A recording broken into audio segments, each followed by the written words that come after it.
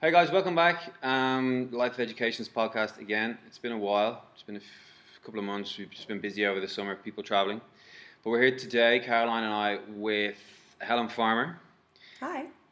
Helen Farmer is the afternoon show host on Dubai Eye and someone that has pinged questions at us in the past. Yeah, this is going to be weird to be the one that's being interviewed, but we'll see. Yeah, we'll see. You'll do it. You'll be able to, all those times where you've been like, oh, I wish that guest would just speak up. Yeah. Now you can be the perfect Great. guest. I'll try my best for you. We were on Helen's show last week, or this might be 2 weeks by the time this goes out, talking about Caroline's mountain challenge. And we actually made a agreement towards the end of the show. Did we? I don't remember that which we'll bit. get to. We definitely did. Yeah. We'll get to that a little bit later. But first, we want to talk about your fitness journey because before we started this morning, you told me, what was it, in the last year? In the last year, as of last week, I've lost 30 kilos. Oh my god, So, that's amazing. yeah, I've That's been really great. working hard. Do you feel like a new woman? In some ways, I do, but I think mentally nothing's changed in a lot of ways. It's a really odd way to talk about it. I find it's really strange to get my head around, and it's only when you have really tangible milestones, and that might be, scale related, or it could be trying on something. Like I put on jeans yesterday to go to the mall, and by me walking between my bedroom and my front door, they'd fallen down. Oh my god. It's like, I don't think I can go to Festival City like this. So there's things like that that remind me, or fitness level all the time, and knee pain, which we've talked about before, has made a huge difference. But then there's some things I just feel like I don't look any different at all, and I've got to make a real effort to go, that was then, this is now, and you kind of check in like that. But I think motherhood is a big part of it as well, kind of gaining weight, hormonal changes, not having the time that I did have before I had kids to exercise and prioritise myself and meal plan. So it has been a big shift. If you had have said, was it a year you said? If you had have said a year ago what you would have hoped to feel like if you're 30 kilos lighter, what would it have been? I think just feeling a lot more kind of confident in my skin and feeling a lot more pain-free, really. Not that I'm completely pain-free because I'm working out, so I'm aching all the time, but I thought I'd have to live with a lot of aches and injuries and not feeling comfortable and confident, and that's definitely changed. I feel a lot happier. Yeah. And it really bothers me in some ways that it's taken losing weight to feel a lot more comfortable and positive, but it has. And I think a lot of people will understand that. As much as I want to be going, I was so happy, 30 kilos ago, I don't think I really was. Yeah.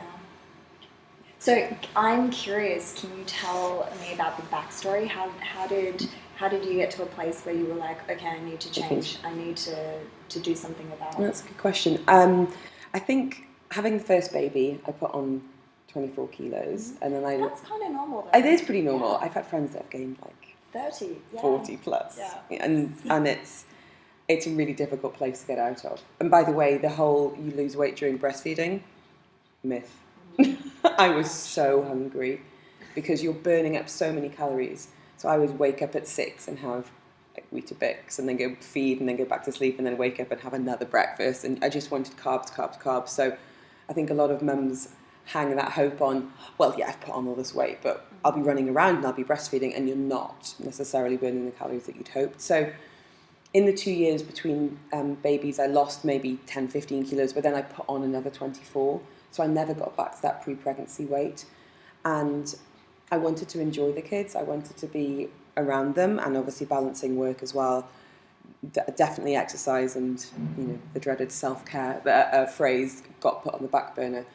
So yeah, my weight just went up and up and up, and consequently my knee pain got more pronounced, and then I put off exercising because I didn't want to put myself in painful situations, which I think is really normal. And It's very common, yeah. And then you kind of go, well, I don't want to go to a class because I'm going to be the one that's weakest and the biggest, and I'm not going to know what I'm doing. So you have a gym anxiety, I guess, and then it just spirals. But oh shit, that can't be my phone, can it? sorry. That's all right. Do you want a glass of water as well, by the way? No, I'm okay. Okay. Because I just realised we didn't offer you anything. No, I'm so sorry. That's fine. We're not speaking to hundreds of thousands of people on air right now. We're right live, yeah. I was like, whose phone alarm just went off? We can chop this out. Um, So just go back to the bit about the anxiety, and then I'll edit that bit Yeah, out. The gym anxiety. So I had a huge amount of anxiety about going to classes, and I think so many gyms and classes, there's mirrors everywhere, and you can't help but compare yourself to the next person, and no one wants to be in a situation where they're rubbish. No one does.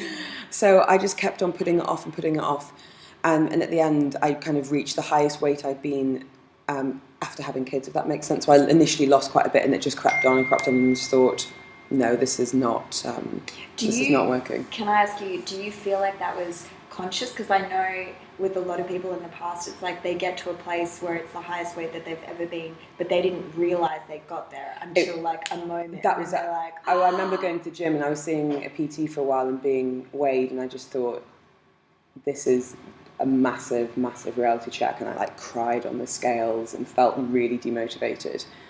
And then I think around the same time, so it would be coming up to a year ago, I'd won an award, and I went on stage and got the award, and saw the photos and hated them, and then I got a message on my Facebook page which was the overeating award, and I was like, Somebody wrote that in on Facebook even with their name attached to it. Yeah. Was it like a guy who's known as a bit of a clown and trying to be funny? No, I didn't know who he was. Oh no. Yeah. Oh yeah. People So can that be awful. people are horrendous. Even I would have thought that would have been an anonymous, like somebody would have shouted from the back row or something. No. It just wrote a comment, but you know what? It has massively spurred me on, and that kills me. But it definitely did, and thought, when you get a glimpse of yourself, kind of in the wild, and you see yourself through someone's eyes, and you kind of go, maybe I've been in massive denial about this. So I decided, I kind of set myself a goal that I was going to lose 20 kilos, and then I would start exercising, because I didn't really want to put lots of unnecessary pressure on my knee at that stage. And so I thought, okay, I'm going to do through food. So I was doing, we talk about this all the time, about you can't out-train a bad diet. So I was like, okay, we'll look at food first. So portions massively came down, carbs came down, alcohol came down, and then I think it's been really noticeable though since I started exercising, because that's a real motivator for me. I know you say it's 80-90% diet and the rest is exercise, but if I'm exercising, then I want to eat well. Because it makes you feel good. That's the thing about exercise. 100%. It makes you feel amazing. And I don't want to jeopardise, if I'm getting up at 6 o'clock in the morning to go to a class, I don't want to have lunch and go, well, what was the point in getting up at that time to, kill myself in the gym? See, I always find with food, it's almost the opposite. Like, exercise makes you feel good, but a Mars bar makes you feel good. You don't feel good eating a salad. So it's almost like you have to pair and marry the two together in order to get this really good balance. Definitely. Otherwise, you're eating the Mars bar because it's yummy. Yeah. 100%. I mean, it's yummy at the time, and then it's like, meow, and I feel atrocious. That's definitely your mind. So I'm still, having treats and wine and, the kind of the normal stuff that we do, but so when you say having treats, right, because I have this... Treats. Yeah. So when would you have a treat? Do you mean as, I'll give a treat to my dog when it's done a good thing? Yeah. Okay. Oh no, it's not like emotionally attached. I'm trying to not do that. I'm not like, I've been a really good mum today, so I'm going to have some chocolate buttons. I think that's important to highlight that's because I know people who we just had a little treat last night. Oh yeah, why? What did you do? Did you close a deal in the job, or did you? Well, no, I just. No, it's more like if I really fancy something, and I think every woman will understand hormones play a mega role. So if I fancy, if I fancy chocolate, I'll have some chocolate. I'm not going to beat myself up about it. But equally, I've got 2 girls in the house. I don't want to be emotionally attaching, weird things to food. I don't want them to go, oh, I've been a really good girl, so I'm only allowed ice cream today. No, you can have this, you can have that. It doesn't matter. But that's something I'm super aware of now, and that's been a big part of me trying to lose weight. Is that I do want to be a good example for the girls. So when they say in the morning, why are you going to the gym again? Which I get every day. Will you be super quick? 2 and 4. Oh, really? Yeah, so I'm in the trenches. But they'll be like, why you have to go to the gym? I don't want to say, oh, it's so I can, get to my goal weight of, another 10, 15 kilos off. It's more like I'm strong and fit so we can have fun, because I don't want to be that mum who goes to soft play and, is too heavy to go on the dodgems or is, feels uncomfortable on the trampoline. Like, I want to be active and involved and engaged, but the food treat issue it's a real problem. It really is. So talk then a little bit about the knee pain. What was going on with your knees? So Because we spoke about it a little bit. I've had knee problems since I was 12, and this is like a family thing. My grandfather was a professional footballer, and he had knee problems. My mum's had knee problems, and when I got to about 12, I started having knee pain. And I was super sporty. I did lots of netball, lots of hockey, skiing, and one day I was rollerblading, and I came off the path onto some wet grass, and my foot just went out from under me and I dislocated my knee. So my kneecap went to about a good kind of 6 inches below where it should have been. Right. And I blacked out from the pain, and I don't remember, but apparently the language was not appropriate for a 13-year-old.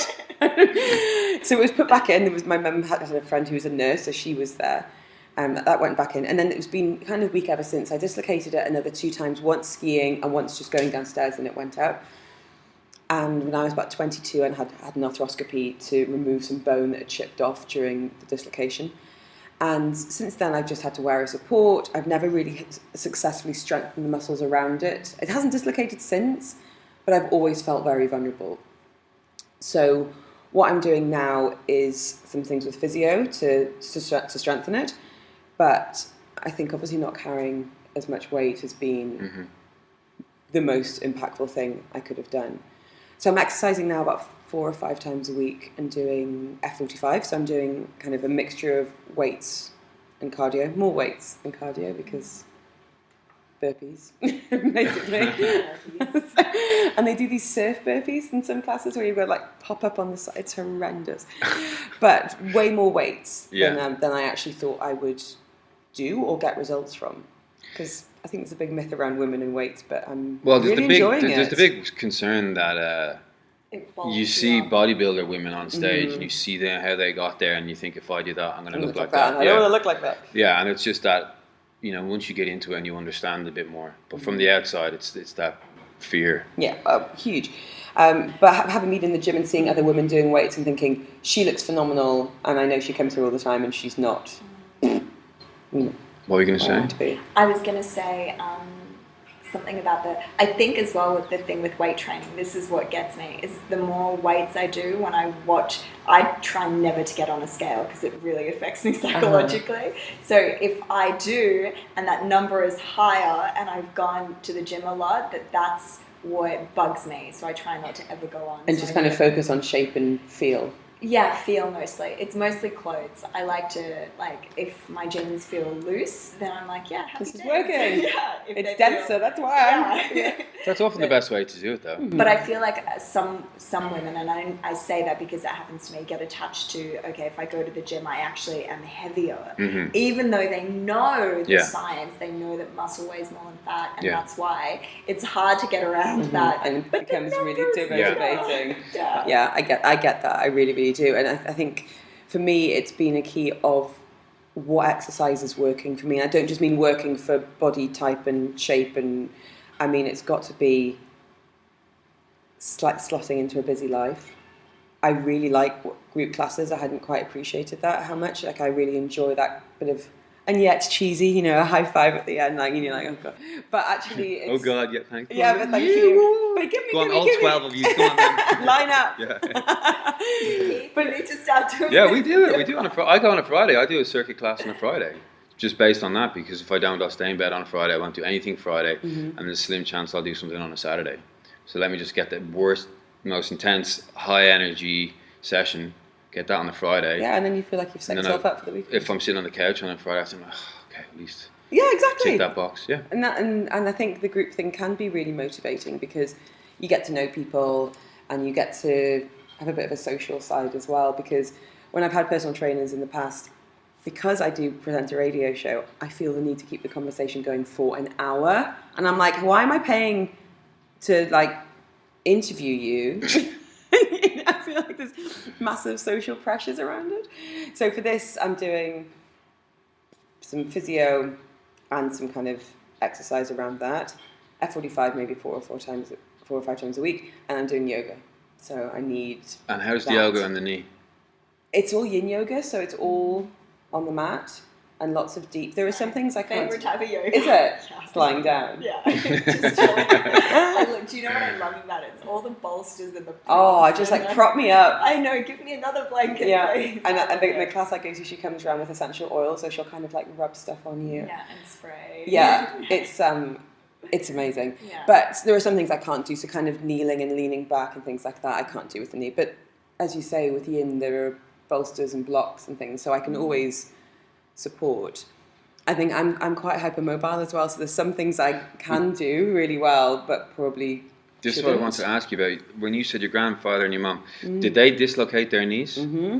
So what? Did anyone explain what might be happening there? No. So Lax ligaments. So you may have lax ligaments, but also, so if you take your cartoon bone, you got Yes. the long shaft and you got the 2 condyles at the end. Yeah. If you have big big circles at the end, you got a big valley that your kneecap will sit in. Mm-hmm. So it's very difficult for it to get up and over the edge to pop out. If you've got a genetic disposition where you've It's got quite shallow shallow. condyles, any sort of rotational force that's beyond it, it'll just flick up and flick over. Yeah, so I hate to be the one that says this too, but yin yoga is probably Not the good thing to do. yeah, especially if you're quite lax. I am. And very hypermobile, then strength stuff is probably better. But how long have you been doing Will it they give for? me ginger tea at the end and spray oils on me? How long have you been doing yin for? On and off for about 3 years. Look, you're okay. Yeah. It's not gonna. The new introduction to the gym, the circuit classes, is gonna put more stress through that joint than 3 years later of yin. So you should be fine. Like an hour a week. It's amazing. Yin's great. I always feel so relaxed. Yeah, but I go in the morning and I've got to go to work. I'm like, brain dead for the first few hours. Whereas I used to go to a class in the evening, they do, I think, 45 minutes of yin and then 45 minutes of meditation at the end. Yeah, you should It go was back to that. bliss. I love the candle Me light too. classes. Like you walk out of there and you're like, I'm ready for bed. But it's taken a long time for me to kind of dissociate yoga with being kind of certain body types as well. Because I've been to classes where they go, yeah, it's quite a gentle class, and you get there and some guy with like a ponytail and is running shorts doing headstands to warm up, and I'm like, this is not, these are not my people, and I'm like, we just lie down and stretch a bit. But I went to a really amazing class about 2 years ago with a yoga instructor from the States.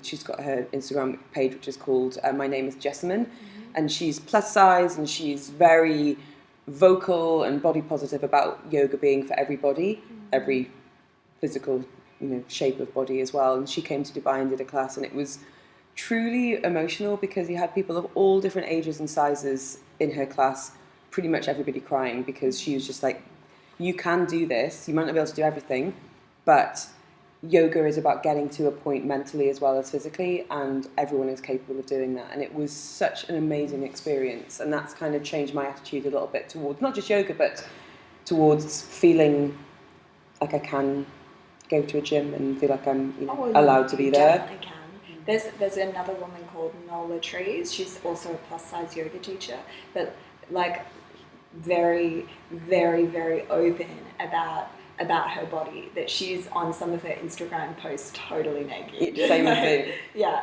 But I think it does take a certain instructor to understand that insecurities or like roles, like things can get in the way of certain poses, and that you can do things in different ways. But you've got to be able to see it, haven't you? You've got to. You can't see it if you can't be it. That's so brave. Like I would never put my body naked on display, and for her to do that, it's brave. It's amazing. Mm-hmm. It's pretty amazing. So if you want some more inspiration, I'll have a look. Trees. But I do feel like social media gets such a bad rap in so many ways about it's setting up unrealistic expectations, and for teenagers. And I do agree that is the case. But there are these people, there are these communities and feeds where there is some inspiration there, and there's someone you can go, yeah, she looks like me and she's doing that. Like that is amazing. Yeah.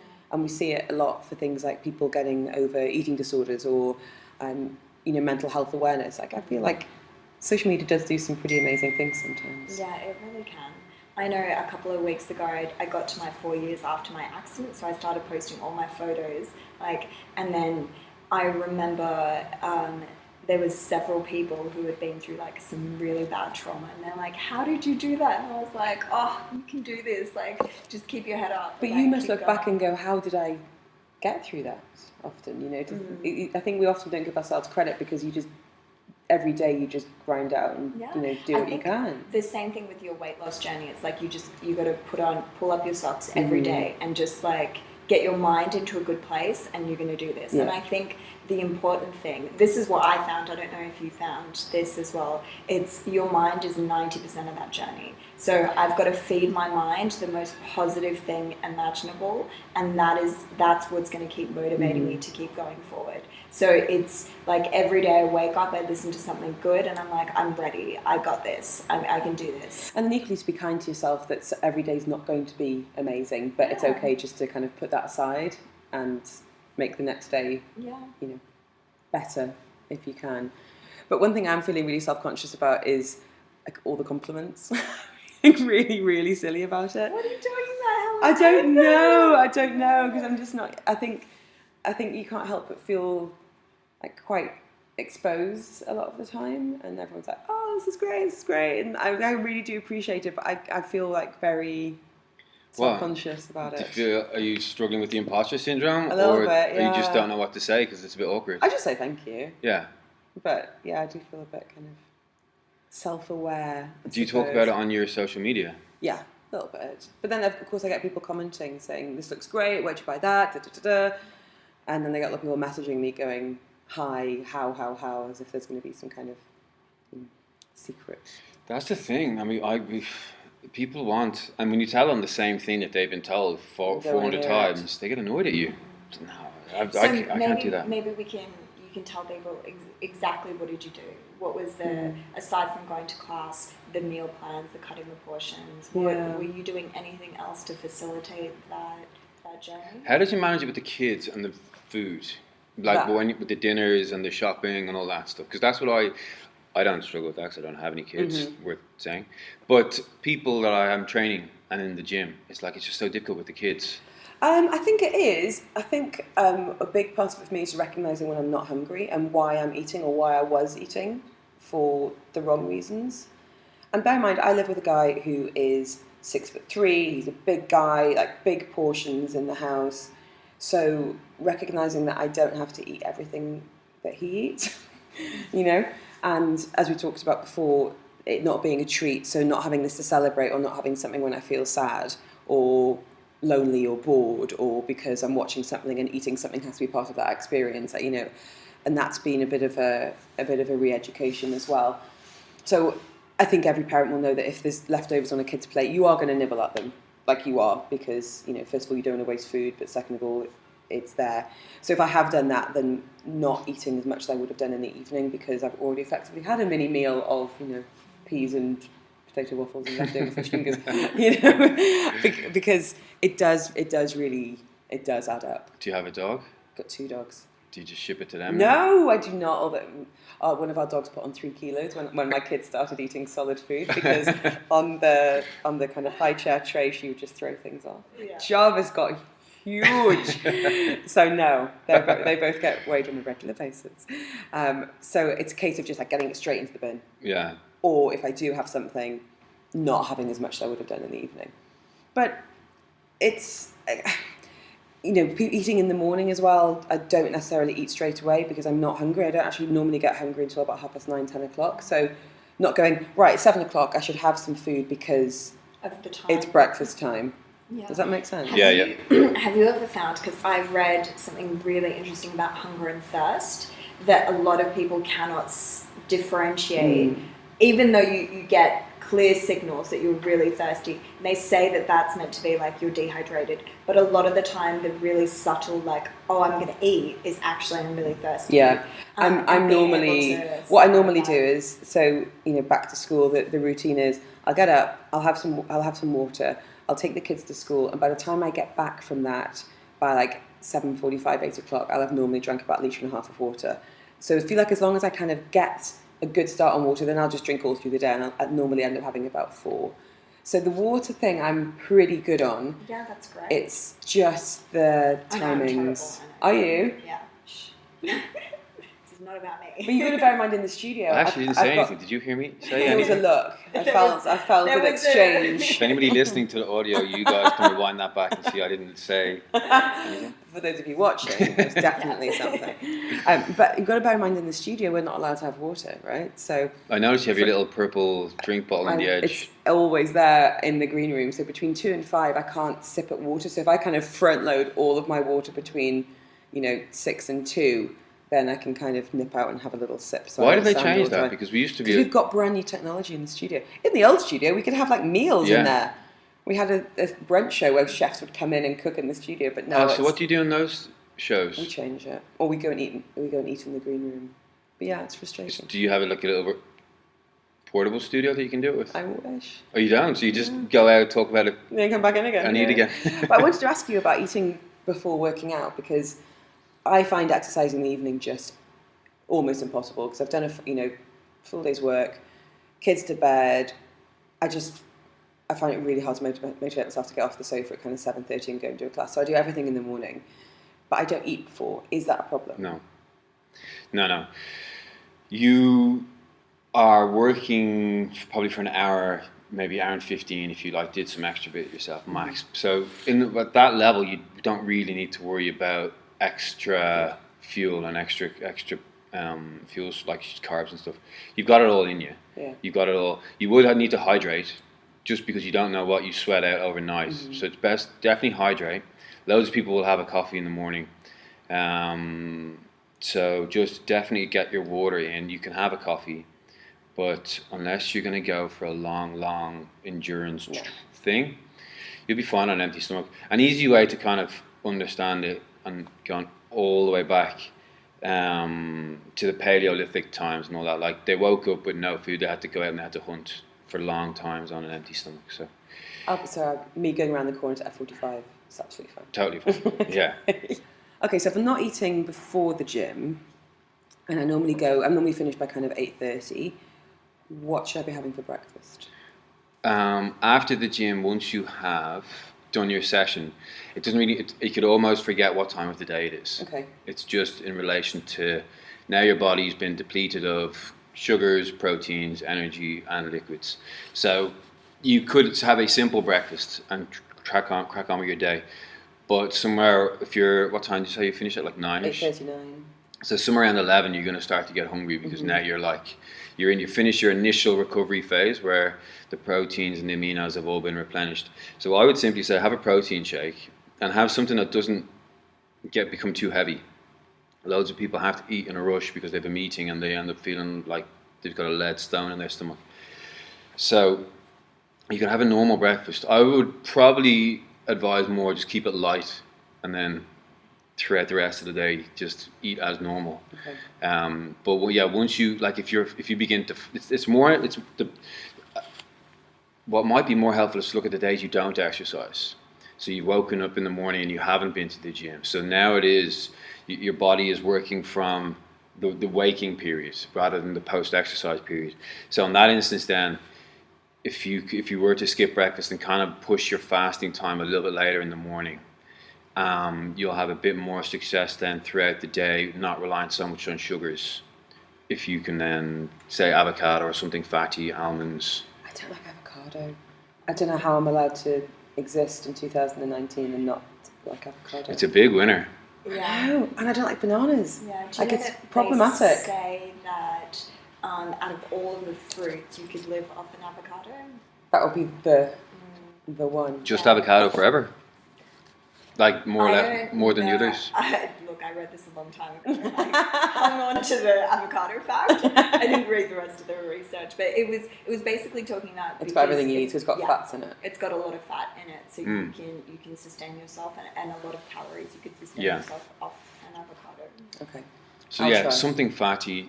Like lots of salt and pepper, maybe. I don't know if you tried that. Maybe some make a guacamole Maria Benitez with nachos. No? Yeah. Or just hold your nose and See, slow down. Maybe put it in a smoothie then. In Australia, we have certain staple foods, And it's really interesting to hear people who don't like avocado, because it's like, oh my god, I grew up eating avocado. It's bizarre. Yeah. But salt, pepper, What? toast. I'm trying to think what the staple food in England would be. Nothing Cereal. like it. Just cereal in the morning. Yeah, it is. Cereal with There's milk. some porridge and Porridge as well, what yeah. is that other stuff? There's a lot of Muesli. Sunday roast stuff. You have staple Sunday roast Yeah, that's things. true. Irish people have Potatoes. Potatoes. Oh, no, potato crisps. Yeah, potato crisps they're big, but the other one then you've got like your stews. A thing called coddle. I don't know if. Well, my mum's Irish. Oh, is she? Oh, yes. Coddle does not sound. Coddle's And like champ. and what? Champ. Champ. Where's your mum from? She's from the north. Oh. I don't know what champ is. Oh. Champ's like mashed potato with thick stuff in it. So you could add like cabbage yeah, or I know what spring you're saying. onions Yeah. or like some bacon bits and things. With loads of milk and loads of butter. Like it's not like it doesn't look like potato anymore. No. It's just this orangey yellow cream. It's just like, Yeah. avocado. Avocado and toast. Okay, right. So breakfast. That's fine. I was just worried that I wasn't maybe getting the most out of workouts if I wasn't eating before, but I really don't fancy. No, eating. no, definitely not. No, Okay. it's just after you just treat your post-workout time like any time of the day. Mm-hmm. Get a protein shake in. Here's what might be worth. I know you mentioned that you don't drink coffee. Yeah. Coffee after the sessions. So you need to go one way or another. You need to become anabolic parasympathetic after you exercise, so that you're recovering. Coffee shifts you the other way. So you should try and avoid having coffee after your session. Okay. Because it That's keeps fine. you more catabolic. I've been doing that, so Yeah. don't stop me. Lots of people straight out of the gym into the coffee shop, get a coffee, off they go in the car, and it's like, oh, you're good. Some people have coffee addictions. Yeah. That's why. Well, it's just push that exact coffee half an hour. That's all it would be. Yeah. If you can go an hour, better. But like, get your protein in, let your body absorb that, get in the rebuilding mode, and then get up sort of rebuilding high enough almost on this imaginary spectrum, and then bring it down with a coffee.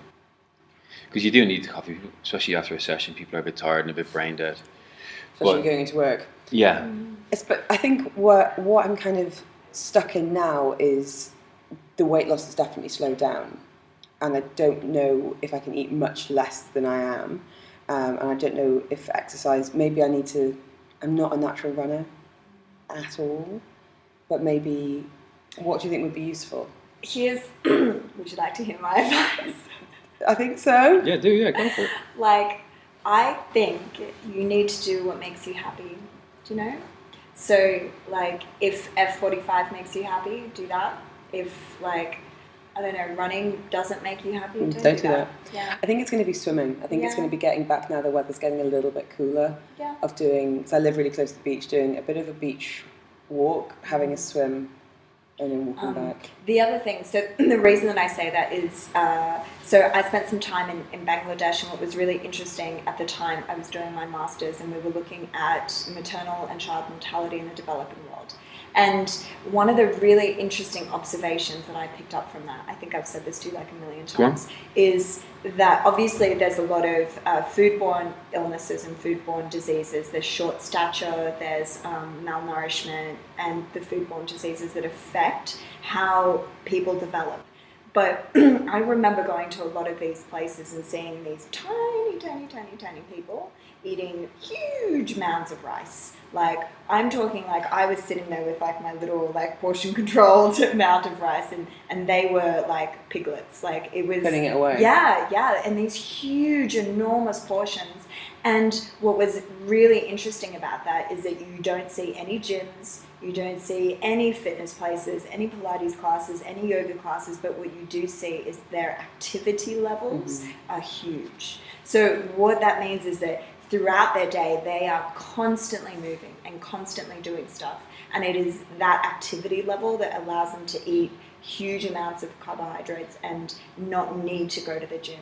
So if we take that observation only and put it here, we go to the gym for an hour, but then our activity level throughout the day is very low. And that's 100% me, Yeah. really zero So after that. we like wake up from bed from sleeping 8 hours a day, sit at the kitchen table, have breakfast, drive to work, sit in a studio Or desk, or office desk situation. for 8 hours, get back into the car, get back home, and really we don't even in Dubai we don't even clean our house. Especially in Dubai, because in England I would walk 45 minutes to work.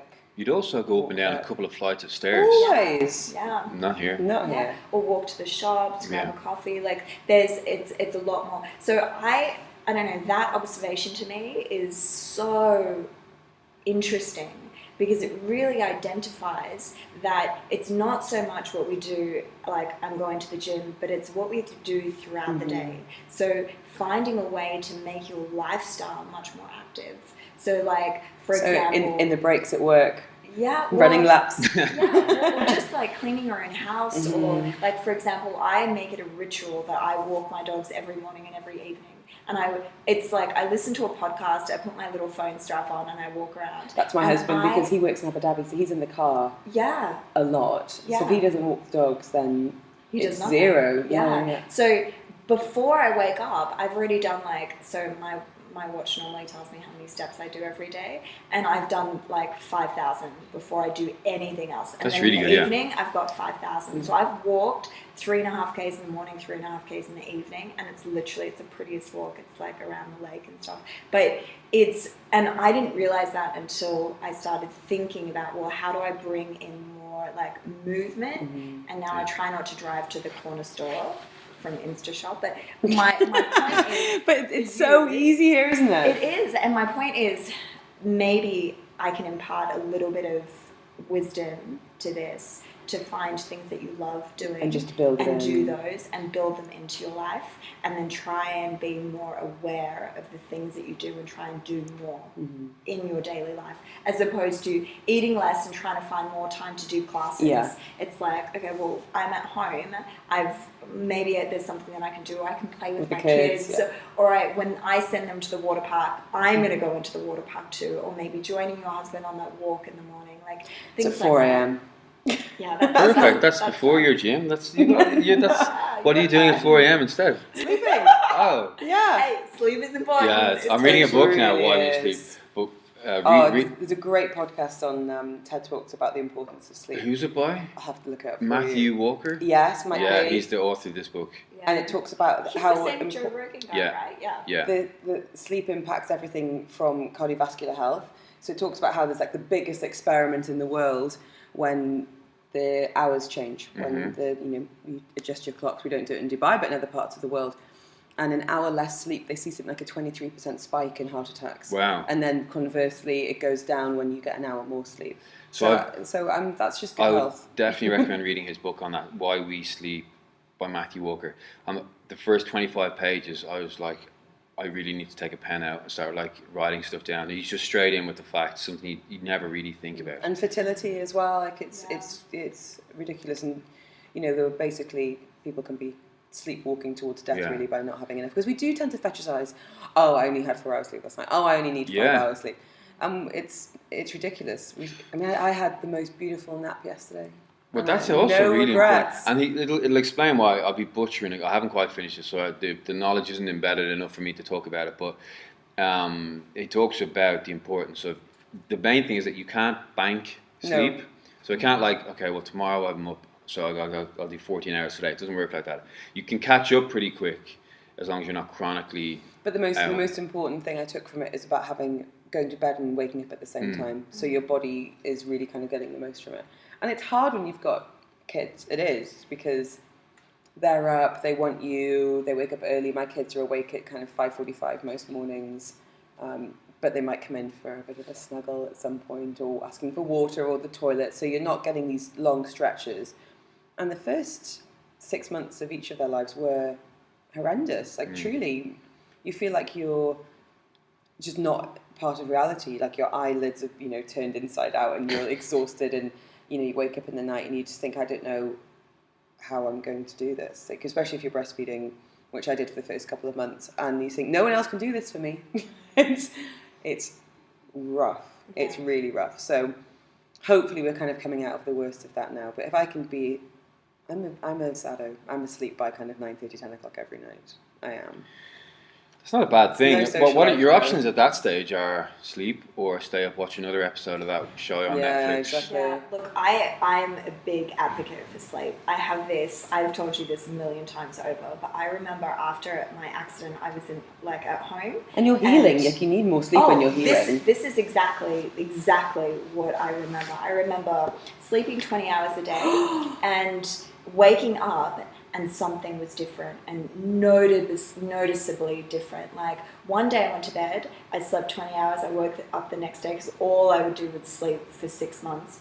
And I remember being able to move my leg the next day and going, oh my God, like I could not do that. And I know 100% that it was happening when I was sleeping. My body was just like, not like, we don't need you, you sleep, and just inside fixing everything. That's exactly what happens, yeah. No, I know that. Yeah, it's but amazing. to feel it and to wake up the next day. And it to be kind of quantifiable and and noticeable. to consciously be able to go, do you know what? Actually, wow. Like that's amazing. Yeah. So, wow. Sleep.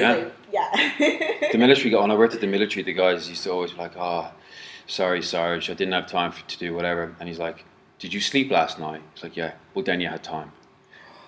That's not a good attitude. But that's very old school. That's mentality. military. Like, let's push you to the breaking point and not really understanding the physiological aspects of why nutrition and sleep and like proper like mental attitude, those things are or vital. mental health, you know, in terms of anxieties and it is essential. So I have been trying instead of watching just, another episode. Yeah, well, that's it. That's the thing. Oh, that's the... But it's hard though because if you're working and you've got I think it's hard because the shows are so good and the shows are so addictive. Hooking me right in. But you want to feel like you want to have like an evening, don't you, before you go to sleep? Otherwise, what are you doing? You working feel like and sleeping. you're in a rat race. What did we see? Oh, I was going to talk about like The Handmaid's Tale, how addictive some of those shows are, and it's like I have to watch the next one. Your eyes are like closing. Yeah, Netflix's biggest competitor is sleep.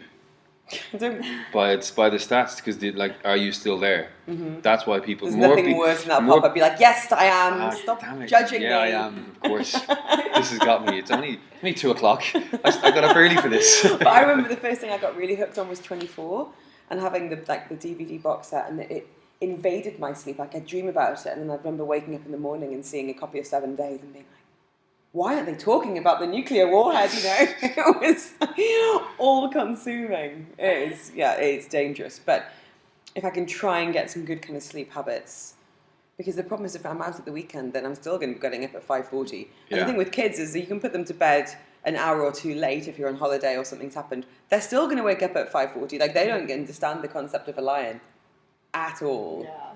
So yesterday we had a nice kind of team nap, me and my 2-year-olds. Perfect. It's lovely. Like I love sleeping with our dogs. Like I have the best naps with my dogs. What is it about sleeping with them? It's so nice. They're so soft. They just sleep all the time. Yeah, ours do. But it's something about like the rhythm, the breathing, and My the dog- weight of them next to you. It's so My nice. dog snores like Really? What kind of dog is it? it's a mix with a chow and something else. But he honks away. Does he? I couldn't do that. Yeah. It's all right. It's nice. Like it's just. Comforting. What really gets me is this other sound that he makes, where he licks his. He like a kind of shock it. Yeah, I can't deal with that sound. I can't. Do you you not like find hearing snoring. people? If you hear people eating, does that gross you out? So I listen to podcasts. The reason why we have usually got handheld mics, which I forgot them today, so we're using this other contraption, which is why the sound is not as good as it usually is. But I refuse to get lapel mics because as we're talking, Caroline might have a drink and then just go gulp. Basically, it's me that's No, it's not. It's because there's 3 people here. So while 2 are talking, someone could just grab a drink and just go gulp. I can't. So I'll be listening to a podcast. There's one particular, I love it. It's an American one. It's kind of a political one. And at least 3 times an episode, it just happens. And I'm like, it's just completely turned me off. But the content's really good. Everything, I love the show, but just I'm You waiting. should send them an email. Tell them there must be. You wouldn't be the only one. He just has. have a problem. Like, Well, there's that sound and just mouth sounds. That's why I don't like bananas. The sound of people eating bananas makes my stomach turn. That kind of. There's also that sometimes that radio DJ sound. I don't know if you know Hey, if you know any hey. DJs where they got the little. Guests do that. Oh. If guests have got dry mouths, I'm always like, a song's coming up if you want to go Oh, have a quick drink of water you need because to you make can that. hear it dry. You need to make that more known that that's what that means. When Yeah. people, if you ever say that to me, don't just say here. I can hear your Yeah. mouth. Your mouth's being Yeah, really I can noisy. hear you on the thing. So you just get a thing in. Like I can't even watch people kissing on TV shows.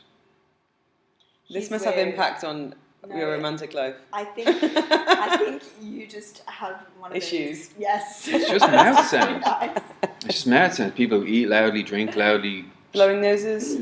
No, that's all right. I also had like 3 months of whooping cough. I remember like 3 months. no, it was. It's on the podcast for longer than 3 months. It's almost more than 9 months. I couldn't get it to go away, so I was always like. But the problem is, like, I got really sick when we moved to our new studio because I was like under an AC unit, so I was getting like bronchitis and always, coughing. And we're in AC so much here.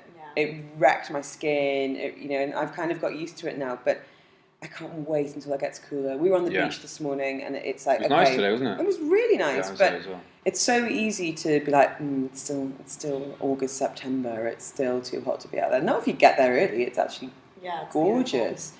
But that's why we live in Dubai. It's like when it's nice, it is bliss. I would, and that's the thing. I think when the weather gets cooler, I can't wait to be outside and exercising outside more. Like that's what makes me kind of happy and energized.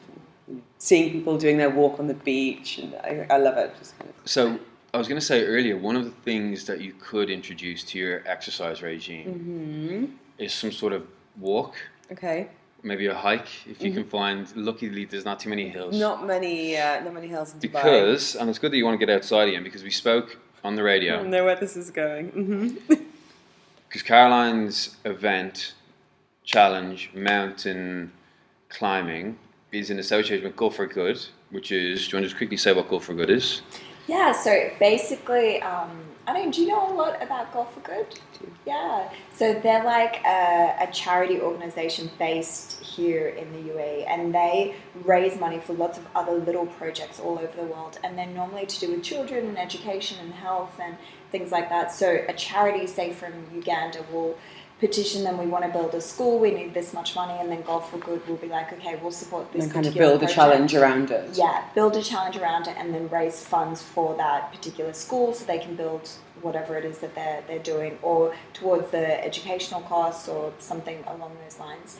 So they do lots of challenges, and I think they do 6 a year, 5 or 6 a year. And They're all super active, eh? yeah, they're super active, but really achievable, really, really achievable. Like I think, going back to this challenge, basically next year they're doing an Everest Base Camp challenge. So you walk for 10 days throughout like Nepal until you Just get walk, to... easy. That's fine, just a stroll. Yeah. Okay. In like 0 temperature. Yeah. Through snow and glaciers. So on the show, we basically agreed / you challenged us. So are we going to do it? Yeah, let's do it. So basically what happened was I said to Helen, I'll go if you go, and you said... Fine. Because my issue has been with losing weight and becoming fitter, that's all great, blah, blah, blah, but to what end, to what means? And I think it's really useful in life, both, career and personal and, physically, to have some goals and milestones in mind. And I haven't had that, apart from I'll be great to fit into the jeans I wore before I got pregnant, but I've been missing some kind of goal. And that's so the maybe point. that goal could be well, that's it. It's Everest done. Base Camp. Over here, we'll do it later. I've got 3 registration forms Oh printed my out. god, no, you haven't. Yeah. So, Did. yeah, they're just there. So Oh, no. we'll find a pen and we'll do it off camera. We'll do it later. And we need a photo of us doing this. Yeah. You come prepared. Evidence. Yeah. Well, So what do I need to know about Everest Base Camp? I googled Everest Base Camp clothes and Everest Base Camp fitness. good. So you're into it. Yeah, I'm into Good. it. Yeah, totally. So I think I think the thing with Everest Base Camp is obviously you need to be prepared in terms of the clothing, the attire, because you don't want to get there and be freezing. That's the most. Do you get miserable when you're cold? I find it so distracting. Welcome, me too. And if I go back to England, even kind of October, November time, if I'm cold, it's all I think about. Like it consumes me. Yeah. I've been here 12 years. Like it's changed me. Yeah, me too. So I get two things that make, like I'm a relatively happy person, but there are two things that make me really angry. One is when I don't sleep, and two is when I'm cold. Yeah, I get great. Really, so this could be really just a couple more on that. But for the sake of this, well, let us say two. Yeah. So I need to be layering. Yes, and you need to be able to walk you need to be able to walk all day. That's it. Okay. So I think your knee, being able to do lots of strength training for your around knee. That. Yeah. And altitude? I think that's just a lucky. You were the kind of, so I guess you could be the fittest person in the world but suffer, or so the fitter you are, the less susceptible you are to it. That's yes and no. Yeah, that was the end of it. Yeah. Because I know there were stories when we did Kilimanjaro of Adrian Hayes, who's done Everest. He was saying that in Everest Base Camp it was easier because it was so slow, whereas Kili you do really quickly, and it's the pace and the not acclimatization that is the issue. So it doesn't really matter how fit you are in that regard, because you can be the fittest person in the world, but if you go up too high too quickly, you'll get sick. So I think what's nice about the Everest Base Camp Challenge is that it's over 10 days, and it's to 5,500. So over 10 days you can acclimatize really slow and steady. Yeah. There you go. And it's April time, so if anyone wants to join us, they can. Please do. Safety in numbers, guys. Yeah, we're going to I'll round up some people as well and get some sign-ups. Okay. And we'll do it properly. Like we'll get some chat groups together. We'll do some sessions. Go for Good do morning climbs in towers here on the beach. They do training around it as well. Yeah. So basically, once you sign up for a challenge with Golf for Good, you just you can go to all of their fitness events and not need to pay anything. It's it's a part of the challenge. So basically, normally in the winter they do every Tuesdays. We stair climb Media One Tower, which is 44 floors. I know. Great. I used to work in it, and when there was an earthquake, we had to walk down. There's an earthquake, was there? Yeah, a few years ago. Yeah. And we all got evacuated, so I had to walk down. We were on the 34th floor. So we were, nice. Yeah, it was interesting. And then the next day, you had a bunch of really unfit journalists being like, "My legs are killing me." Yeah. So what's interesting, the first time I went back and did that, my right leg, the whole way up the stairs was shaking, uncontrollably. I have two different bodies. My left side is fit and healthy and an advanced yogi, and my right side is oh my sick god, puppy. Yeah, sick puppy, please help me up the stairs. So it was shaking, and my whole right side was so sore the next day. But you get that. But after about a couple of weeks of doing it, you're good. You can walk up those stairs, and you're wow, I just. And down the stairs, presumably. That's the harder part. More problematic for the knee. Yeah. So I mean, there's nothing more intricate than just get your legs strong. Maybe just work. So we spoke, like you spoke the other day on the radio, unilateral. So one side, then the other side, rather than just the two leg stuff. And then it's just endurance. It's just endurance, he said. That's just endurance. Well, okay. Well, that's good that you spoke about the goal thing, because I've had a lot of clients who want to lose weight, and it's my goal is to lose weight, and like you spoke about, I'm on the scales. I'm right, well, why don't we just leave that over here for now? Mm-hmm. What can't you do in your life right now because of your weight that you want to do? How can we go, let's pick Everest Base Camp, so that's the mission. So you're getting out of bed at 5 a.m. on a Tuesday morning, not because you want to lose weight, because you're so overweight and you're so... Because I don't want to be crying on a mountainside. Yeah, it's because... Well, everyone goes ahead without me. Well, that's the motivation. No, look, no one's going to go ahead without you. You'll be surprised. Unless being cold makes you really cranky. Yeah. She is a nightmare. You'll be so surprised. There's a different nudge on that edge. When you go into one of those challenges, I've met my best friends on those challenges, and they've been my best friends for the last 8 years. Because you get onto a mountain and you start to feel really shit, and you're vomiting, and the person next to you is pulling your hair and cleaning you up, and it's you stink because you haven't showered in 5 days. I'm really selling it to you. Great! Where are these forms? Wet wiping, and the other person's wet wiping. Anyway, you really develop a really nice bond, and you get to talk and meet some really amazing people. People in that community, man, they're amazing. So you'll have some really lovely conversations. Yeah. So this is April. Yeah, next April. Year. It's a 15-day, I think, from start to finish. I think that's what it's. So that's like sleep without kids. That's a holiday Yeah, in the cold on a mountain. with a wet wipe. Yeah. Yeah. Yeah. What kind of food are we talking about, Helen? I think the food's great. Oh, look, I don't know. I haven't done Everest Base Camp. I've done Kilimanjaro, and the porters, they were amazing. The food was really great. I climbed Kili, though, as a complete vegan, and when I did that, they didn't really accommodate vegans. But what was really great is everyone had a piece of fruit in the morning, and so basically everyone was passing down their fruit, and I would just eat a plate of fruit. like a Yeah, it was fruitarian. the monkey, yeah. So I climbed Kili eating like 10 bananas for breakfast, 15 slices of watermelon for lunch, and 20 bananas for dinner. Like, that's it.